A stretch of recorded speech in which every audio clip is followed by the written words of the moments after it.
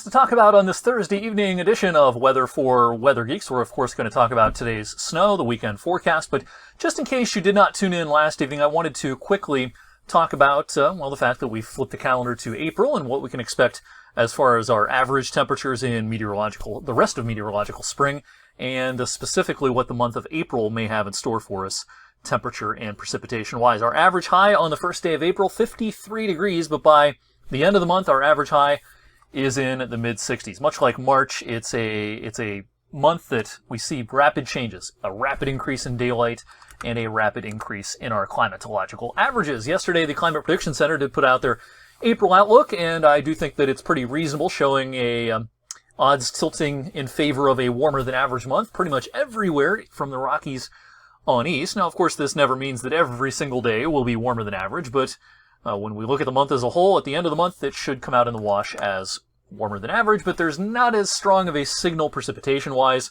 In other words, it could go either way. This could be a wetter than average month. It could be a drier than average month, maybe pretty close to average. There's just not enough to show high confidence in any of those solutions right now. I mentioned the daylight we're gaining. In March, we gained an hour and 25 minutes, and this month we'll gain an hour and 18 minutes, on our way to 14 hours worth of daylight by May the 1st. All right, all that was kind of a rehash of what I talked about last evening, but just in case you missed it, let's talk about what happened today. Now, as of the issuance of the climate report by the National Weather Service at about 5:15 this afternoon, 0.5 inches worth of snow. Well, I'll be curious to see what the final total is, because we did have a snow squall ongoing in the 5 o'clock hour, so when they update the climate information tonight at about 1 o'clock in the morning, I wouldn't be surprised if this number climbs.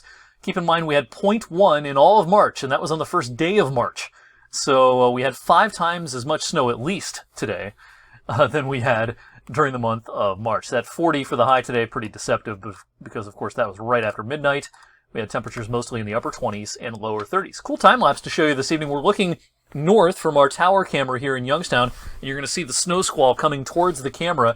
This was impacting Niles and Girard and McDonald when this time-lapse begins, but then this thing moved into downtown Youngstown. It got windy.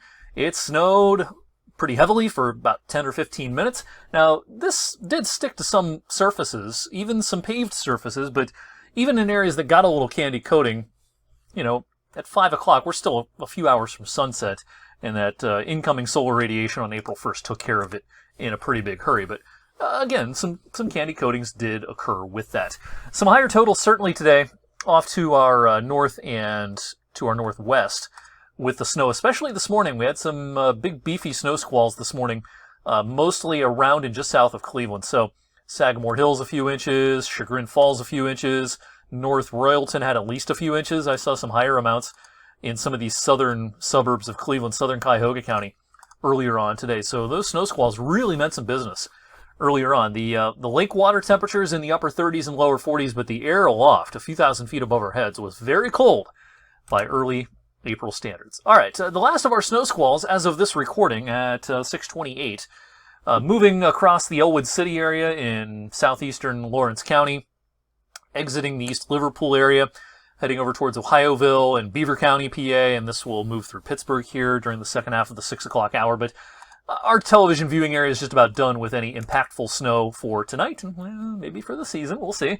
But it's cold outside. It's going to stay cold. Wind chills are in the lower teens, and when the wind was howling when that snow squall came through, I wouldn't be surprised if some, wind chills dropped into the single digits, at least for a few minutes, because we had some pretty strong winds. What we don't have is a freeze warning out, because our growing season has not begun yet, but where the growing season has been determined that it's begun, freeze warnings are out tonight. Hard freeze for all of Kentucky, all of Tennessee, all of the Deep South, really, parts of the Carolinas as well. These are areas in which the growing season began a couple weeks ago, at least. And so a very cold night tonight means a lot of people are having to cover or bring in vegetation. Our growing season, the average date of the beginning of our growing season, which is the date of the last 32 of the spring season, very end of April, first couple of days of May. That's the average. It varies, of course, some years earlier, some years later. All right, cold night tonight, but warmer air is on the move out across the middle of the country. 20 to even close to 40 degrees, warmer than 24 hours ago from the high plains up into the prairies of south central Canada. And while tomorrow Will be a brighter day here locally. It's not exactly going to be a real balmy one. We'll struggle up to about 40 tomorrow. A little band of cloudiness, a little moisture coming still off of Lake Huron, off of Lake Erie.